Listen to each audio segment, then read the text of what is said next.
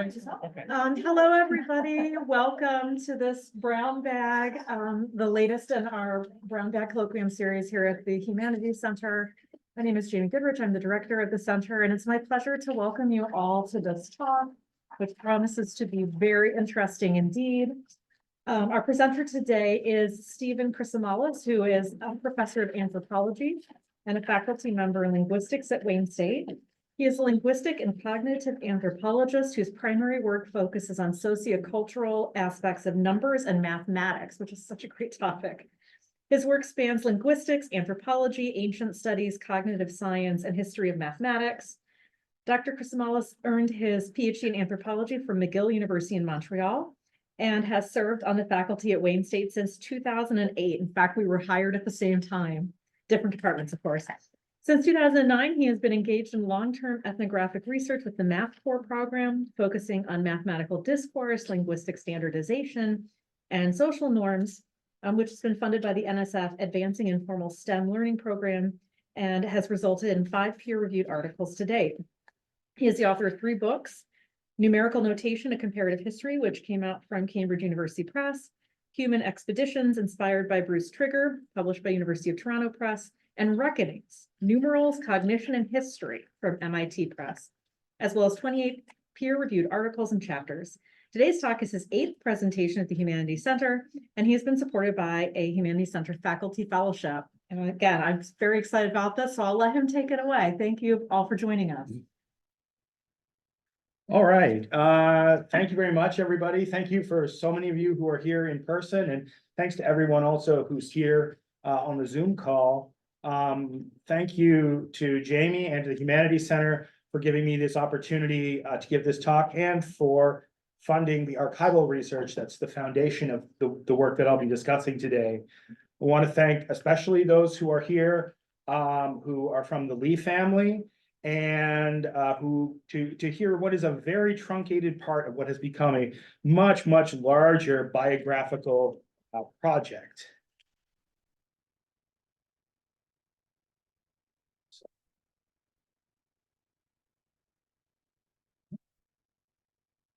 Slide is not going forward.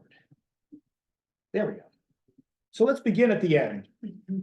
It's the fall of 1959. Dorothy Demetracopoulou Lee publishes this volume called Freedom and Culture. It's a collection of essays, and I don't know whether you could see it there, but under her name is the byline of the small Boston area institution where she taught. You may have heard of it. It's called Harvard. But in fact, Lee had only arrived at Harvard 2 months before the publication of Freedom and Culture. Most of the work was actually written and compiled just a short walk from here, at the Merrill Palmer School on Ferry Street, where Lee taught from 1953 to 1959. And most of the book was compiled at the insistence of and with the assistance of her friends and colleagues at Merrill Palmer, Clark Moustakas, and David Smiley. Lee is not well known today among anthropologists, although she has her advocates, including myself. But in fact, her scholarly output throughout her career was enormous. 3 books, 17 book reviews, and 68 articles, and 34 reprints of those articles. But Freedom and Culture is by far her most influential work. Just to give you a sense by the numbers, to do a little bibliometrics, Freedom and Culture has 760 citations to date, but those are not all old citations. In fact, 332 of them are in this millennium, and 160 of them just in the past decade. So although she's not extremely well known, I would insist that her work is still very relevant and is still being used in lots of interesting ways by lots of different people. We're going to get into that in a bit. But what is it? What is Freedom and Culture other than this title page? Well, Freedom and Culture, not by the numbers, is fundamentally a book about autonomy, freedom, and self. It's a book about value and value systems, and it's a book about language and thought, and it relies on Lee's work as an anthropologist with a lot of material on Wintu, Dakota, Trobriand, and Greek language and society, which is used in a comparative way to give light and shed light on American social life, American values, and American concept of the self. And so as such, there's this eclectic set of papers that really is doing a lot more than it seems at first glance. This is the work that Dorothy Lee was doing at Merrill Palmer, and that would in fact prove to be the focal work for her career. Now, of necessity, my discussion today has got to be truncated for time of her life. Ultimately, the work that I'm doing is going to cover the entirety of her life, but I'm really going to be focusing on that period from 1953 to 1959. But just to give you a very, very broad summary, she was born in Constantinople to a reasonably well-off family. She came to Vassar on a scholarship and did her bachelor's degree at Vassar, which she earned in 27. After that, she earned yet another fellowship to go and study at the University of California, Berkeley, where she did fieldwork with the Wintu people of California. She collaborated with and did fieldwork with Cora Dubois at that time, was part of the kind of body of students who were students of A.L. Prober, doing sort of very classic California cultural and linguistic anthropology at that period. After earning her PhD in 1931, she floated around to a variety of positions at the University of Washington, Pomona, Sarah Lawrence, I think maybe one other actually as well. And part of that was because it was very hard then as now to get a job in anthropology. And part of that is also because she was in many ways following the career of her husband, Otis Lee, although today Dorothy is far more prominent than Otis is in her own field. Otis was an ethicist and eventually ended up teaching at Vassar. And so Dorothy and Otis came to Vassar in 1938, 1939. They remained there for the remainder of his life until 1948.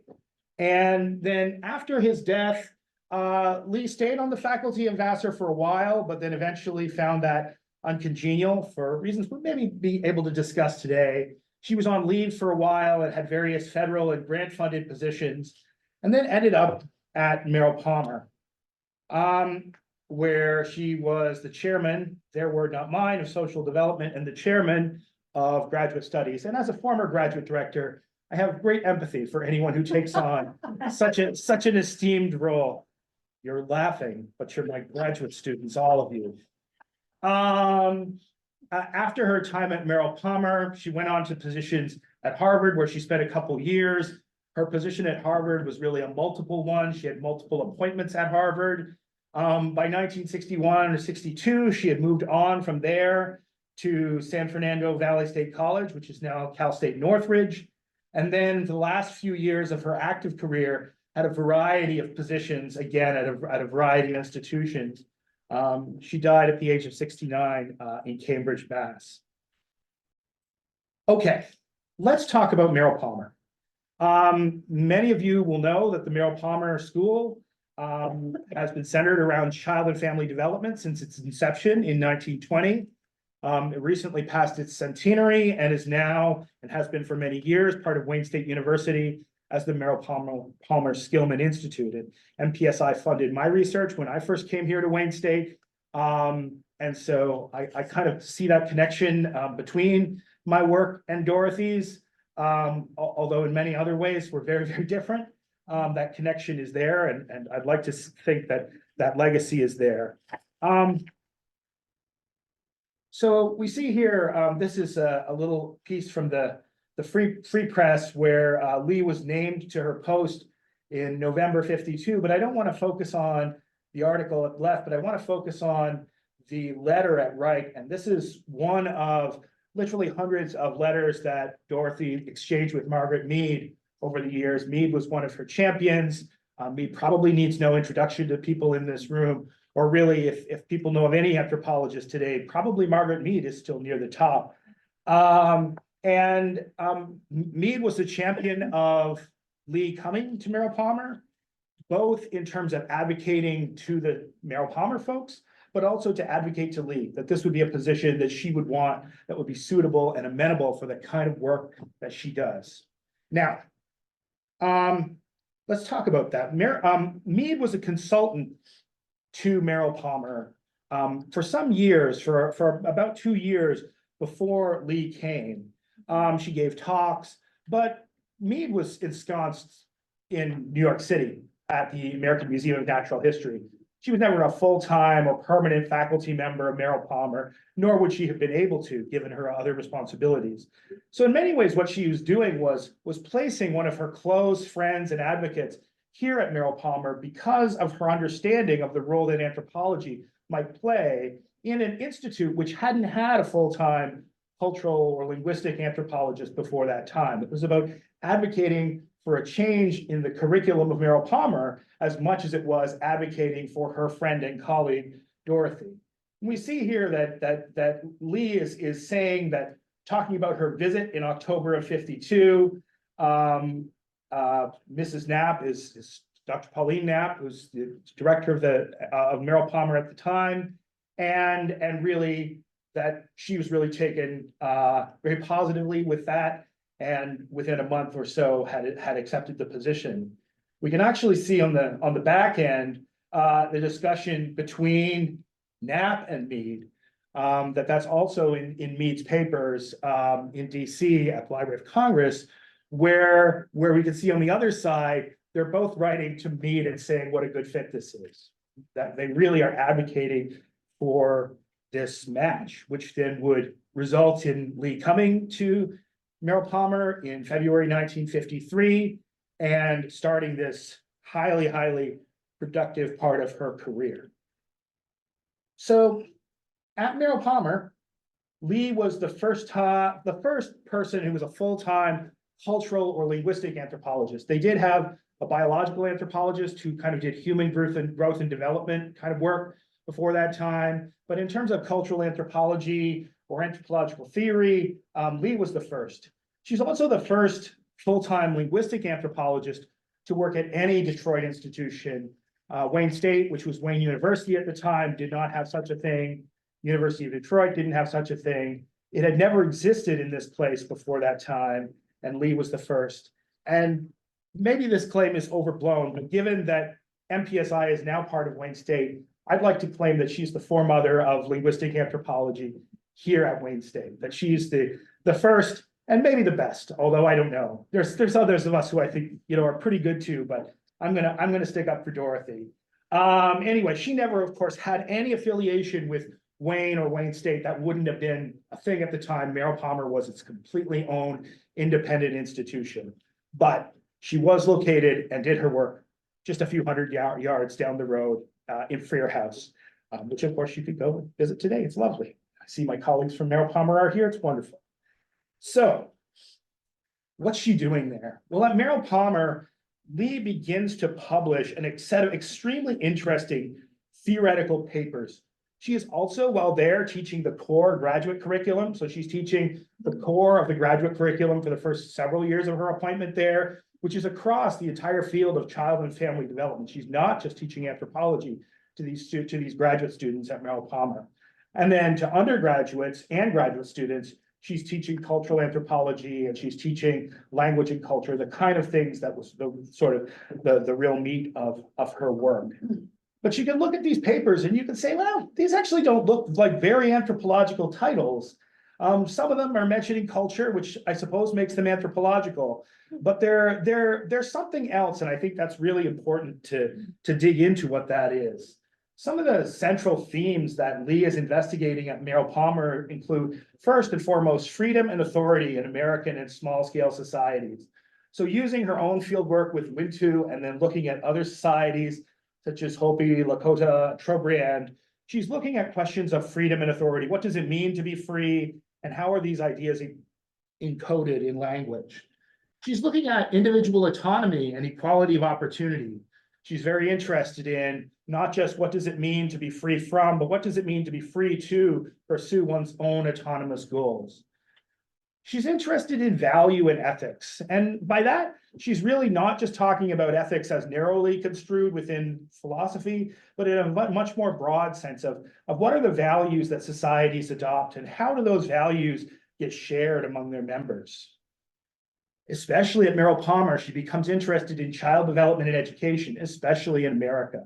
Her work among the Wintu was not primarily on kids, but she was the mother of 4 kids and raising those kids alone here in Detroit. And later when she moved to Ann Arbor, had a lot to say and a lot to think about what schooling was doing to our kids. She focused a lot on the self. In other words, the individual in relation to other individuals and to society as a whole, linguistic structures and their relationship to the perception of reality and those value systems. And then last, I think very interestingly, because we have several faculty at Wayne State who still do this, she wrote quite a bit and also published in newspapers and other sort of public venues on the anthropology of food and nutrition. So that's a lot. That's a lot of work to do in 6 years. By 59, which is while the time where Mead is writing her, this is a recommendation for a grant proposal on the Greek self-image. You could see that Mead thought very highly of her. One thing I find striking, though, is that the description of her work as relatively small and highly condensed output. Because I don't know about you, but if I published 21 original papers, 8 reprints, 4 book reviews, and then put those all together into a volume over a period of 6 years, not only would I get tenure, but I would be one of the most productive members of my department. So in part, what I want to do is I want to try to figure out what's going on here. How does one of her closest friends see her work in this narrow way, where just by the numbers, something much bigger is going on? One of the simple answers is that much of her anthropological output is much earlier. And the things that she's publishing in strictly anthropological venues are much, much smaller. So if you're an anthropologist, you're maybe not seeing her work in the way that everyone else is seeing it. So now I want to talk about this. I want to talk about Sapir-Whorf-Lee. What is Sapir-Whorf-Lee? One area where we really see this contrast between Lee's anthropology and Lee's non-anthropology is the relationship between Lee's work and one of the most central ideas in 20th and 21st century linguistic anthropology, linguistic relativity, or what is the Sapir-Whorf hypothesis. This is one of the only things that we teach linguistic anthropology students in our Anthro 1100 class. It's one of the only things that the students know when they come into my more advanced class. They're like, are we going to talk about Sapir-Whorf? I'm like, we are a little bit, but let's talk about some other stuff first. The Sapir-Whorf hypothesis, or linguistic anthropology, put very, very simply, is the idea that language has a structuring influence on perception and attention and cognition. We can then dig down, but we don't have time to do that today. And in that broad sense, Lee was a strong advocate of this position. But I want to give you a sense of the disjuncture, and to do that, I want to take you back to the start of Sapir-Whorf, and that is the Conference on the Interrelations of Language and Other Aspects of Culture. This took place at the University of Chicago in March 1953. In other words, just a month after Lee positioned herself here at Merrill Palmer, which was in February. There are 20 participants here, and those of you who know sort of history of anthropology, there's a lot of big names there. I'll note one of those names is Alfred Kroeber, her PhD advisor is there. I will also note that all of these individuals are men, and all of these individuals are white. It's not entirely surprising that all of them are white in 1953. It is surprising that all of them are men in anthropology in 1953. That is unusual, even given gender divisions in the discipline. It's like a who's who. What happens then is that conference gets published by Harry Hoyer, one of the participants, as this book called Language and Culture the next year. And it collects 7 papers, including very famously Hoyer's paper, where he lays out the description of this idea as what he calls, for the first time, the Sapir-Whorf hypothesis. Before that, the idea was around, but neither Sapir nor Whorf, who were long dead by this point, by the way. Sapir, I think, died in 38 or 39, and Whorf died in 1944. They're dead. And these are their students and their friends who are kind of writing this volume. So there are these 7 papers, and honestly, before I gave this talk, or before I started to prepare this talk, that's all I'd read. But the back half of that book is basically a transcript of a big chunk of it's abridged, but it's a big chunk of the conference proceedings. And I'm going to be honest, you know, you kind of flip through it and you're like, oh yeah, a bunch of things that a bunch of people said, and I just skipped it. Well, I got into this and I'm like, wait a minute. They mentioned Dorothy Lee at all? That's an interesting question. Lee had published a number of papers on this subject by the time. I went to the index, it's not there. I went to the citations, it's not there. And so I thought to myself, well, clearly that must be it. Then I actually read it, and of course, they do mention Dorothy Lee. They just don't cite her or index her. Right. So first, Robert Redfield, who's, by the way, not a linguistic anthropologist or a linguist in any way, but was very prominent and was the organizer of this conference, made this sort of claim that Dorothy Lee, he disparages her work, saying that, you know, she draws from the linguistic fact alone, the inference that these people, and I am almost quoting her verbatim, are unable to and do not separate themselves from society. And then her own PhD advisor in print decides to lay on again and claim that the trouble with Dorothy Lee's effort has been that she did not control the material appropriately, which he advised and supervised and signed off upon. So it is there. It just hasn't, with no citation. And by the way, the transcript does have citations within it. It's not that there are no other citations. There are, just not to Lee. It's just there. But I thought to myself, well, Robert Redfield said this thing, and it's funny because I don't remember Dorothy Lee saying that. I have every single thing she's ever published as a PDF. So I thought, well, let's go look at what she actually says. And then, of course, what she actually says is quite the opposite. Now, what she starts by saying is, the Wintu language does not show the presence of a concept of an established separate self, but the Wintu can emphasize oneself, and through the use of grammatical devices, he can distinguish an individual at will. This is not verbatim of anything that Redfield has claimed it to be. Now, I think what Lee says, which is far more important, is when speaking about Wintu culture, one cannot speak of the self and society, but rather of the self in society. This is not a radical position, by the way. I think in 21st century anthropology, this would just be a given. Honestly, I think in 1953, it would just be a given. It's not an unusual position at all. It rather is about the way that Wintu language structures draw attention to, or not, the individual as a separate entity. And in that respect, there is a difference. Lee is absolutely arguing for a difference, but it's not the difference that the proponents of the Sapir-Whorf hypothesis advocated. But I'm going to insist that Lee is absolutely a linguistic relativist, but she's a very, very strange Whorfian, because she never cited Whorf, not once, in any of her publications. In fact, she only cited Sapir once, which was a book review of a book about Sapir that came out in 1952. And I have hundreds and hundreds and hundreds of letters. And Paige, you'll have to correct me if you find one eventually. This Paige is my research assistant. But she's never mentioned Sapir or Whorf in any known letter or manuscript. And in fact, I think there's a very good reason for that, which is that she's not seeing linguistic analysis as a means to get at worldview for its own sake, but as a means to a much more important end, discovering and analyzing value systems and personhood and self. And you see this, I think, fundamentally best in a paper she wrote in 55 called Freedom, Spontaneity, and Limit in American Linguistic Usage, which is kind of a linguistic, almost like a corpus analysis of the use of the terms free and freedom in American English at that time. It's a really, really fascinating paper. Of course, this comes out after language, the Hoyer book, so I'm not insisting they should have read it, but to insist that this isn't new. It's not new to Lee's thinking. It's not new to her approach. I think they were just, they had a stereotype of what she represented. I think gender's part of it, but it's also partly about the fact that she didn't occupy a very traditional anthropological position and had gone from Vassar to Merrill Palmer. And this was unorthodox. And there's a lot of unorthodoxy in this story. So I'm going to insist that she's absolutely a relativist of some sort, but she's certainly not a Whorfian. Nonetheless, what's really interesting, oh, and here you see a quote. This is actually from the review in the American Anthropologist of her book, Freedom and Culture.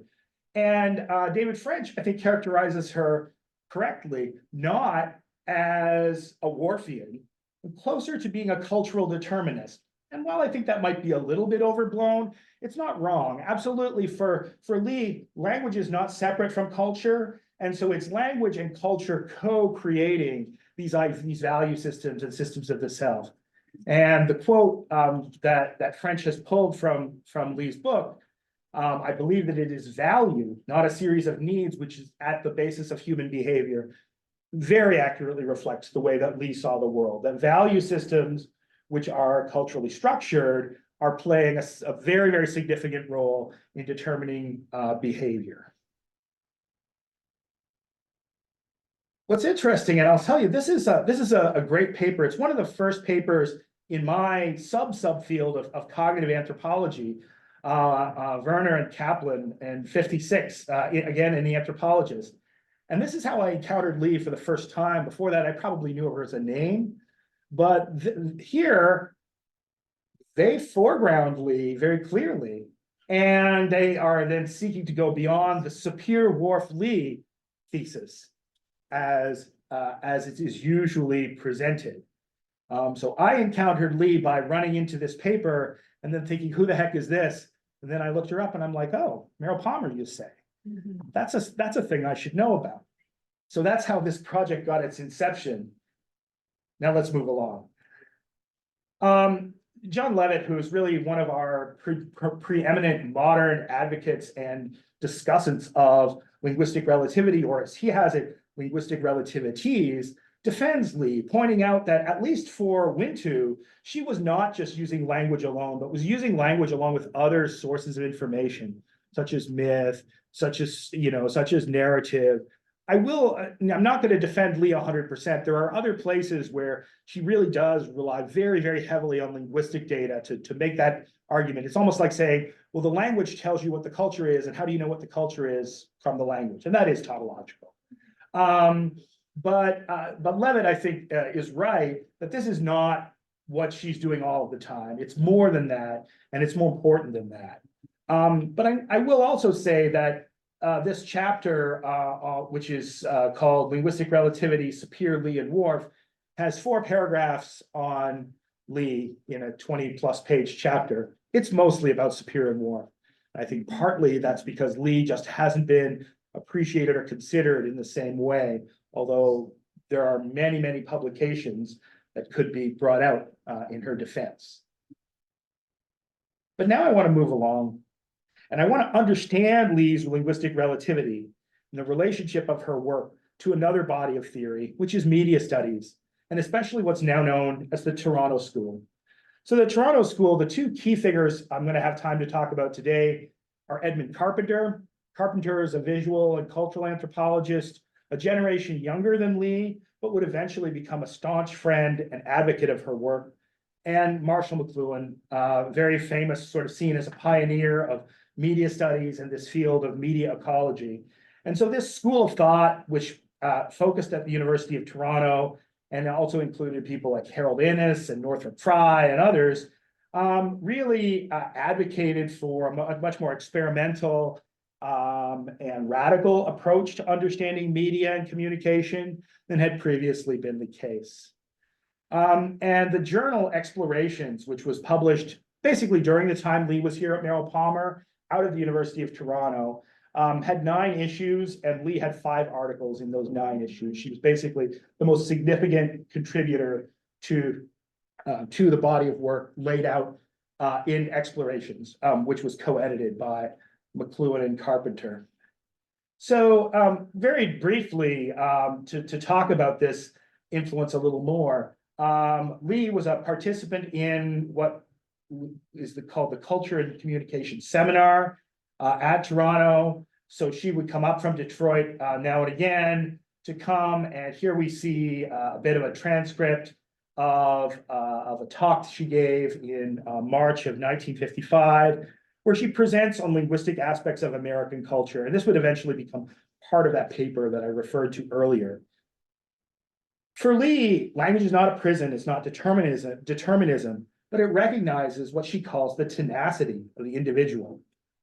And, that against the claim that linguistic relativity leads to a kind of linguistic authoritarianism, she insisted that there is a kind of integrity of that individual showing through, which would not encourage authoritarianism.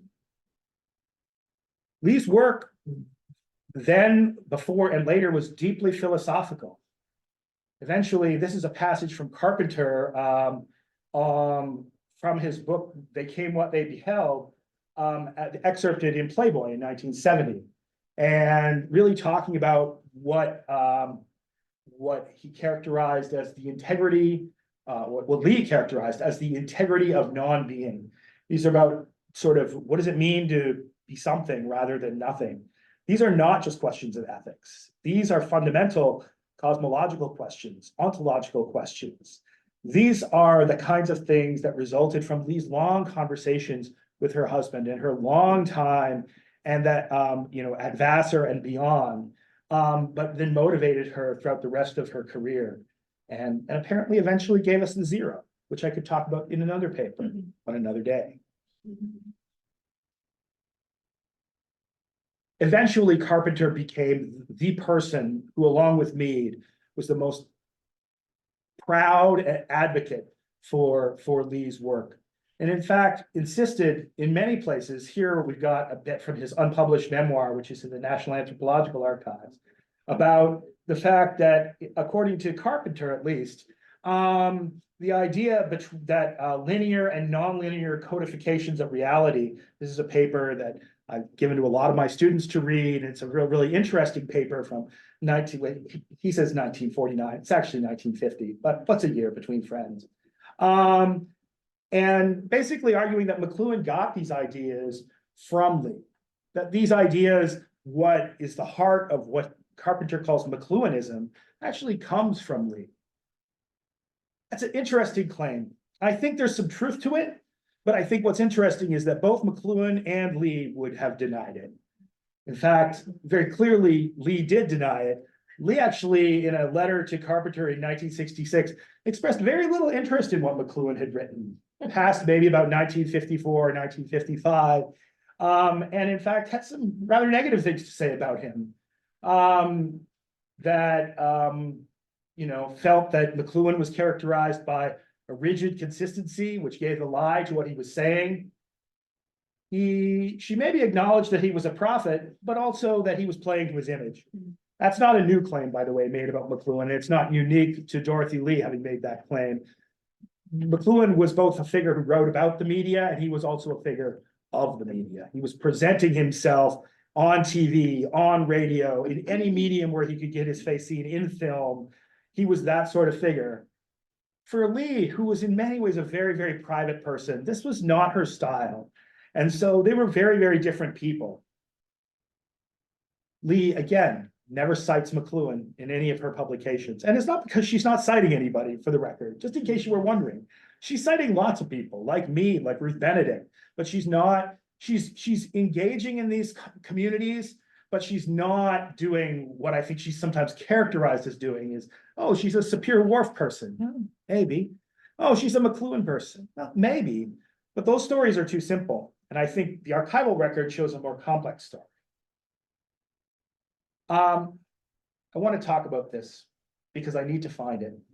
So Carpenter in 1970 writes in the American Anthropologist in a book review about a manuscript that now appears to be lost, where 6 very, very prominent literary figures, Ezra Pound, Robert Graves, Wyndham Lewis, Laura Riding, T.S. Eliot, E. Cummings, it's a 7 actually, Roy Campbell, commented on 4 of Dorothy Lee's articles to be put together as a book, which was then apparently killed by a publisher who is unknown. I've not been unable to find out what the publisher is for this. I have some guesses. If this manuscript survives, it would be of extraordinary importance, both for literary studies, for media studies, and for anthropology. And so I'm on the lookout for it. If anyone has any leads, let me know. But I think it gives a sense of not just that Edmund Carpenter thought that Lee was good, but that in fact, Lee's work was seen and read by a wide range of people well outside of anthropology and linguistics, and well outside even things like childhood studies, which would have been, where the sort of bread and butter of Merrill Palmer at the time. I don't know. Let's talk about some departures, because eventually this all comes to an end.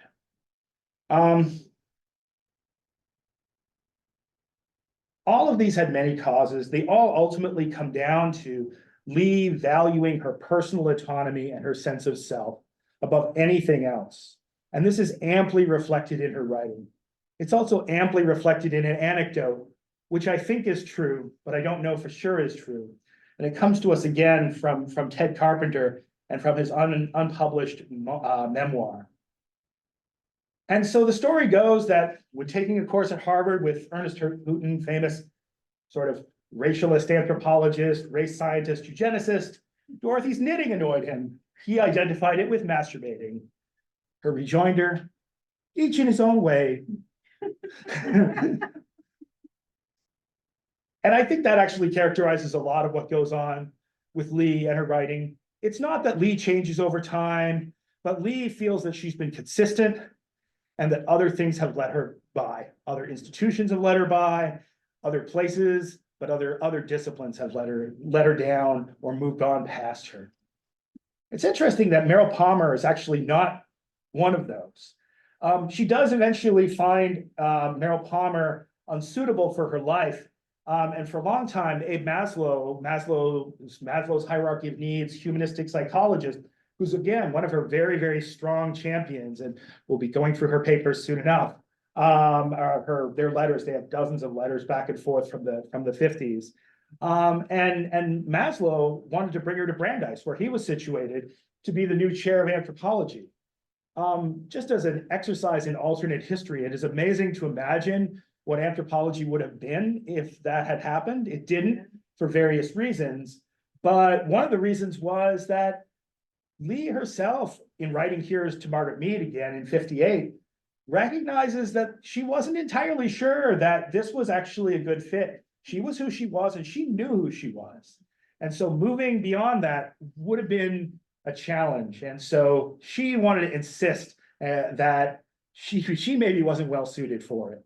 But in fact, she wasn't leaving Meryl Palmer because she was ill suited for it. In fact, it was because of much more personal concerns that she really, she was living in Ann Arbor at the time. She was commuting. That's something I know a lot of people at Wayne State can empathize with, but she was finding it too much. You know, she was raising 4 kids and they were getting to be older. They were actually getting to be sort of in high school and going off to college.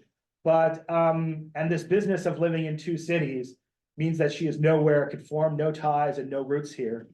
And so rather than staying for the children, I think what she was really seeing here is her own rootlessness, which once her kids were all out of the house would have presented a new personal and psychological challenge to her. That sense of loneliness that she simply could not abide. And she recognized that after a while, she would be too old to receive offers from anyone. Although I'll point out, she's only 53 at this point. She's not an ancient woman. But it's not about Meryl Palmer, which she always insisted that she continued to enjoy. And then the other thing that's going on at this point is she's becoming very frustrated with the turn in anthropology. And so she writes to Gordon Allport, another of her correspondents, to say that she's just using anthropology as a tool.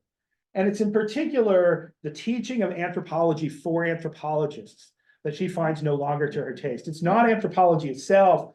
She loved to teach anthropology to home economists or to psychologists or to philosophers, but to teach anthropology to anthropologists put her in tension with other people within the discipline. And that really gave her a profound sense of loss at this period.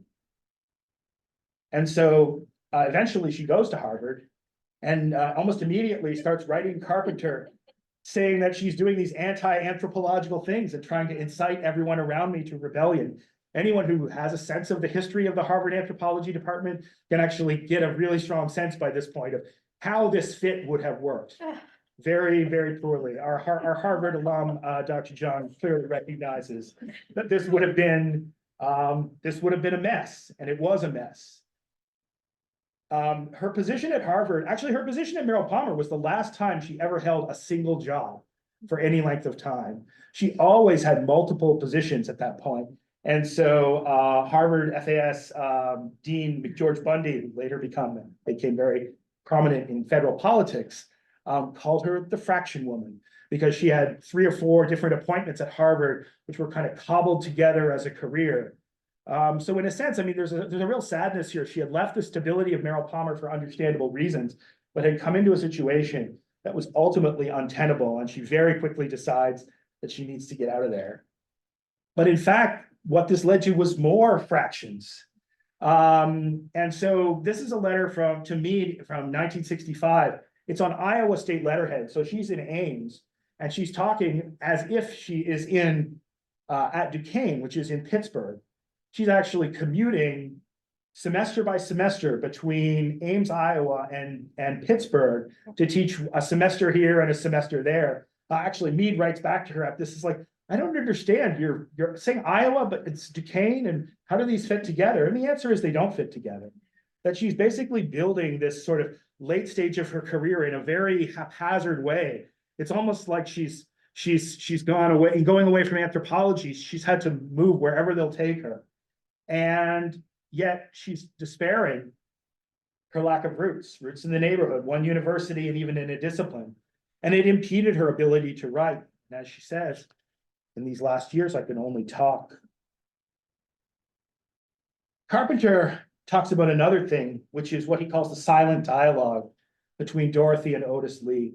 That a lot of what you see in this really productive place, even though Otis Lee has died in 1948, the next decade of her research can almost be considered as not a commentary on Otis. This isn't her continuing Otis's work, but answering the questions that occurred between them as a partnership and building her research around the sense of that questioning and answering. And then there's this sense of she'll go anywhere where she found dialogue. She returned to Greece, then to her family in America. Carpenter ends that she was by far the most brilliant anthropologist I ever met. I mean, that's a lot to take in. I will say that Carpenter considered her not only to be the most brilliant anthropologist he ever met, but one of 6 figures who play this central role in his life. Marshall McLuhan is one of them, and Dorothy Lee is another. The memoir is really 6 biographies strung together, built around the sense of how they've influenced Carpenter and his work. And it really is important that today we are just like, well, these are all old people. They are all old people. In fact, they're all dead. But Carpenter was 17 years younger than Lee was. In fact, when he compiled that paper, that book of papers of Wyndham Lewis and Ezra Pound, he was only 33 years old. That takes some gumption. We'll call it gumption to write those people when you're 33 years old at the University of Toronto. Like, hey, would you write about this Dorothy Lee? And yet they did. All right. So we see these are really 3 departures. It's a departure from Merrill Palmer. It's a departure from anthropology. And then ultimately it's a departure from writing. And so after 1960, her productivity drops drastically. And really after about 1963, 1964, it almost goes down to 0. And again, she's not old at this point. She's older, but I want to insist that being in your 50s is not old, just for the record. So let's talk a little bit about her legacies. And I think, again, these are multiple. Lee died in April 1975 at the age of 69. This is her obituary from the New York Times. And while it was a bit easier to get a Times obituary then than it is now, it wasn't straightforward, it wasn't automatic. Not everybody got, a multiple paragraph obituary in the New York Times. This actually sort of indicates the fact that she was still thought very highly of, still very actively remembered. And in fact, throughout the 60s and 70s, her work was reprinted again and again and again. She had stopped writing, but people had not stopped reading her at all. And so this kind of memorializes her. Of course, they spelled her maiden name wrong, but I think anyone who's the descendant or who is a Greek immigrant in North America knows that you just got to get used to everyone misspelling your name. But in the New York Times, for shame, for shame. The year after her death, her second collection of papers comes out. It's called Valuing the Self. I have both of these here if anyone wants to look at them later. And it's a collection of kind of six of her late papers, plus a funny little sort of commentary. It's a really interesting book, but it didn't attract nearly the same attention. That's generally true of posthumous volumes. But also by this point, anthropology had moved a long, long way from the time that these were written. And it was really a sense that this book didn't quite have a right place.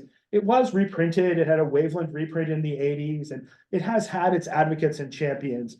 but compared to freedom and culture, its impact has been relatively minimal. But I think these papers, which again, don't read like they're anthropology papers. They don't read, those titles don't read like they're anthropology titles. Yeah. But the work that she did at Merrill Palmer and then just before it sort of continues in this work. It's not new in the sense that she didn't radically transform what she was doing. In fact, it's that consistency that I think there's much to admire in a set of papers that have advocated the same set of positions over a period of years.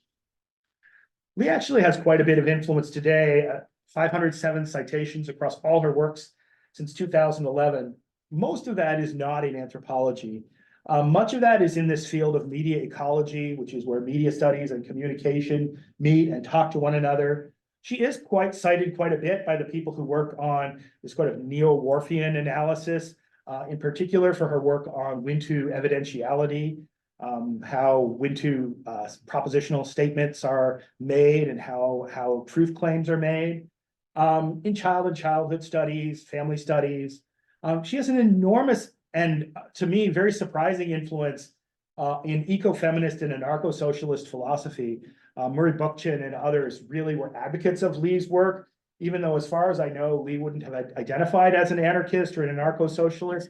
You can see why the connection is made, given this focus on freedom and autonomy. She still has an influence in humanistic and positive psychology, although those don't have the same role in psychology today as they did in the 1950s. They still do exist. They still have some prominence. And so the people who are advocates of the kind of work that Abe Maslow did, or that her friend Clark Moustakas here at Merrill Palmer did, that humanistic psychology still uses and cites Lee. And lastly, in the ethnography and folklore of Greece. The Media Ecology Association still gives out every year the Dorothy Lee Award for Outstanding Scholarship in the Ecology of Culture, I think it says. You can see more than one anthropologist on this list. There's Tom Bolstorff, or if you want another Tom, there's Tom Friedman down at the bottom, if that's to your taste, for a non-anthropologist. You get what you get. But her work still is remembered in this fairly narrow field and memorialized. And I think looking at this list of titles and this list of work, you can see the kind of ideas that are still circulating that are influenced by the kind of work that Lee did, even if many of these scholars probably don't directly draw influence from Lee. So we began at the end. So let's end at the beginning. Because I think that ultimately for me, that's still where I'm at, is at the beginning of this research. There's a lot we don't know, and I really want to frame it in terms of what Lee is or was and what she's not. Is she a Whorfian? Maybe, kind of. But I want to think about what would it look like in linguistics if Lee's ideas were taken in the same way that Sapir's and Whorf's are. Which is to say, not always well by everyone, but certainly with many advocates to this day. Is Lee a McLuhanite? Maybe. McLuhan certainly would have said no. Lee would have said no. But I think it's worth asking, what does media ecology and media studies look like that takes comparative views of the self seriously? What if that manuscript hadn't been kiboshed by some enthusiastic university president, if we take Carpenter at his word? And lastly, to simply ask, is Lee an anthropologist? The answer is clearly yes, but anthropology has radically changed. And Sherry Ortner and others have described the turn in the 1960s towards what she calls dark anthropology, which is this idea that anthropology ought to study things such as the harsh dimensions of social life, criticisms of, class, race, and gender. These things are really a little bit foreign to Lee in certain ways. They're there, but Lee, who's interested in autonomy and motivation, and it's a bright anthropology in many ways, and it doesn't fit well with the kind of theoretical trends in the discipline since the 1960s. And what would it look like if we took those philosophical and phenomenological sensibilities seriously? I do not know yet, but I'm at the beginning, so I'm starting to find out. I want to end by thanking my funder, which is the Wayne State University Humanities Center. I want to thank my colleagues from MPSI and from Wayne State Anthropology for being here and for supporting me through this work. I want to thank members of the Lee family who've given me all kinds of biographical, oral historical, and other information, and I hope some of you are here on the call. I want to thank especially my research assistant, Paige Smart, who's been busily transcribing all of this stuff. And then I want to thank the staff of the 10 archives whose work I've been able to use in learning more about Dorothy Lee and her very, very important career. Thank you.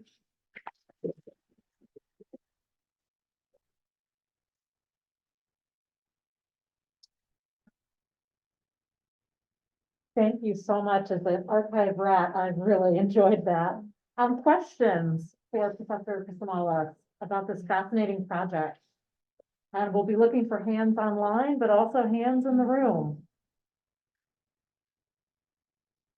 Oh, I see a hand online. Anthony Webster. Oh, hey, Tony. Hey, Steve, this was great. I have a question and I have comments, but I really enjoyed this and I really found it useful.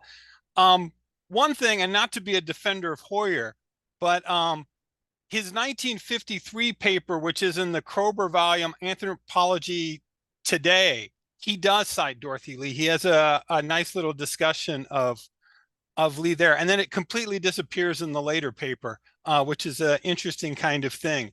The other comment I have is that, you know, Brandeis killed Paul Radin, so maybe she was right to not take that position there because you know, he dies in that. But and Stanley Diamond, of course, edits the incredible volume with Hollowell and all of that to honor Radin. So you know, she might have lucked out in that respect. But my question is has to do with Harvard and Clyde Kluckhohn, because it strikes me that the values is Kluckhohn in some ways, right? Because the Harvard study on values was a big deal, and that she had published in an edited volume with Kluckhohn, and Kluckhohn had his own kind of weird kind of interest working with Navajos with the Superior Wharf kind of thing, and you know, and he dies in 1960, and so, you know, and her kind of relationship with Harvard kind of ends as Kluckhohn passed away as well. And so I was wondering what kind of influence, because she does cite Kluckhohn, what kind of influence does Kluckhohn, and maybe her position is more Kluckhonian than it is, say, Whorfian or Superior, in that kind of influence. The other thing that and this is my final comment, is that I'm now curious if Keith Basso met her, because he was a student at Harvard precisely at that moment. And so I'm he never cites her, but I'm genuinely curious now if he ever met her. That's a great question. So the answer to the Kluckhohn question is yes. And if I had another hour, I certainly would have talked about that. She talks about Kluckhohn quite a bit even in the early days, even when she's writing to Mead back and forth. There's clearly something going on. I'm not 100% sure whether she's corresponding with Kluckhohn, but that's part of the kind of ongoing work. Dorothy Lee's own papers don't survive, so we only know what survived in other people's archives. So as we know, that's always a perilous enterprise to kind of reconstruct. But you're absolutely right. She's citing Kluckhohn along with kind of Mead and Benedict, and she's part of this kind of post-Boasian generation of that sort of what's going on in the 50s after the first generation, other than Kroeber, have largely passed away. And it's interesting because she's absolutely not Kroeberian at all, but she could absolutely be Kluckhonian. And you're right that role of the study of values is one of the things that brings them together. So yes, that's absolutely true. As for Brandeis, yeah, I mean, the point's well taken. I think Lee knew, actually, and you can see from her writing about Brandeis that, you know, it's very nice to be offered a chairship you know, at a research university in the Northeast, which is what we're all supposed to want. But I think Lee had a pretty good sense of why that role wasn't right for her. And the letter that I showed, I think, suggests that, but it's not the only letter.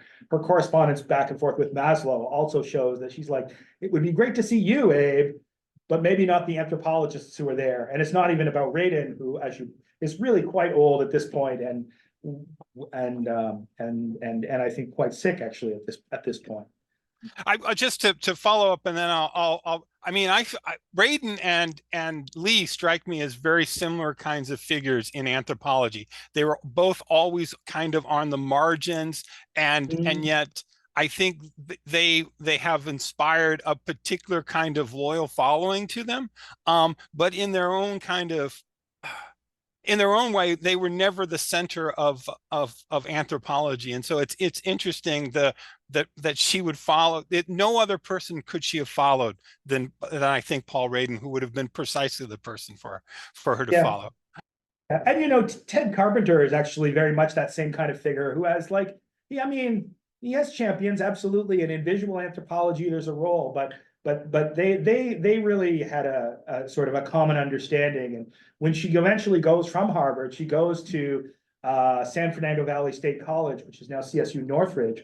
That department is founded by Carpenter, who basically gets carte blanche to do whatever he wants.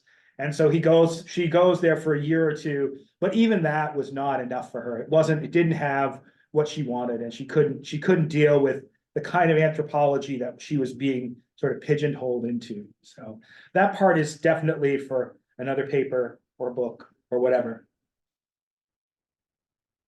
Other questions? I think we've got time for at least one more. Okay, Yusa. That was fabulous, Steve. I have a question.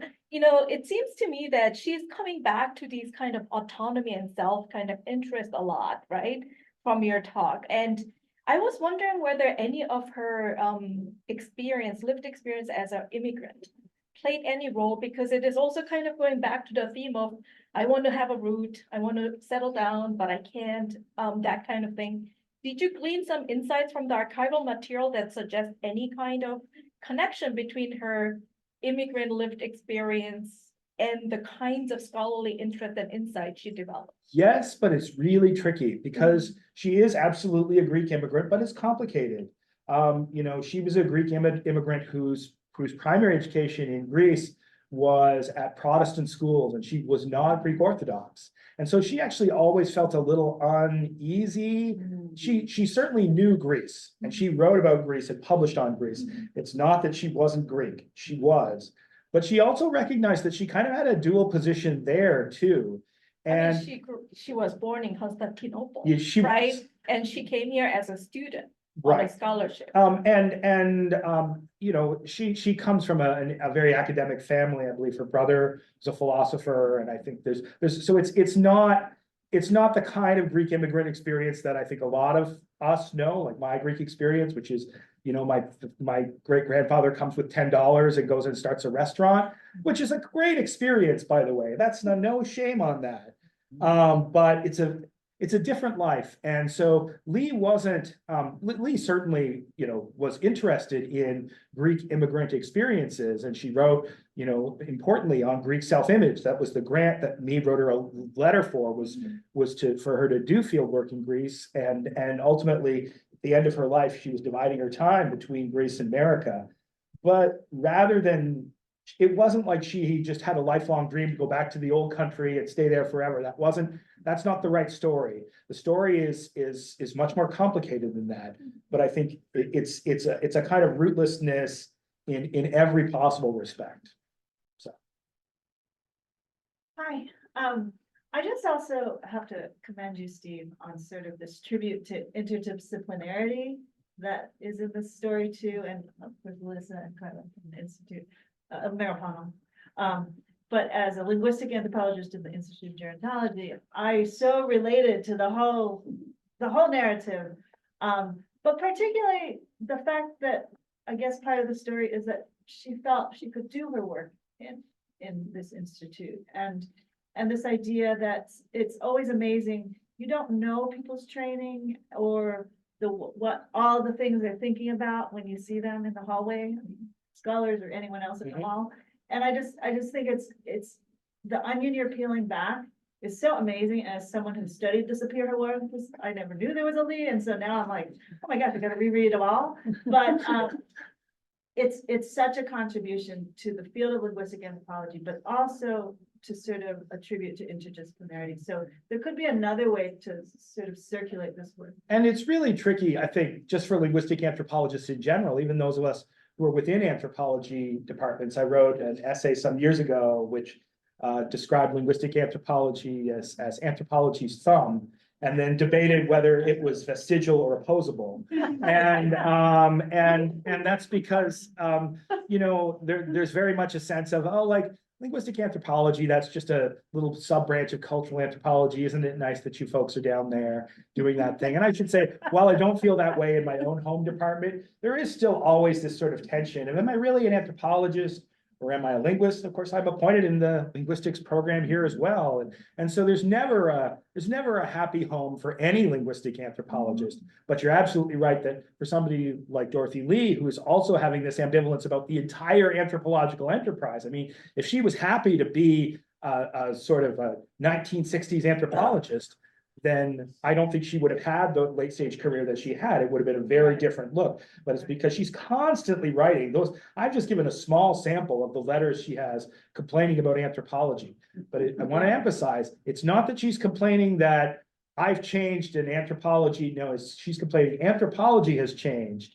And whatever it used to be, they don't recognize me anymore as one of them. And so that was what made it very hard for her to go teach anthropology students and be part of an anthropology department. It would have required a very special place. But I would insist that Merrill Palmer was that place. You know, you can always, you know, you can always be a Monday morning quarterback and say, well, why didn't she just stay? She could have found a way to make it go and make it go, because it's clear that Merrill Palmer wanted her and she wanted to stay. But that's an easy call for us to make when we see what happens. But I think for Dorothy, who's really seeing what her life is going to be like once her kids have all left the home, it's not, I don't mean to say that she's sad and depressed. I don't think that's at all right. But I think it's that she's aware of what the changes she needs to make in order to get the life that she wants. And it's that constant quest for roots and community in a place that will let her be where she feels that kind of that real sense of rootedness. Well, we're at 1:30, so I think we should give Professor Chrisomalis a hand.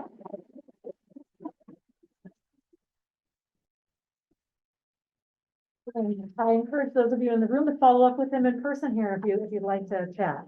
Thank you all for attending. I will get ready to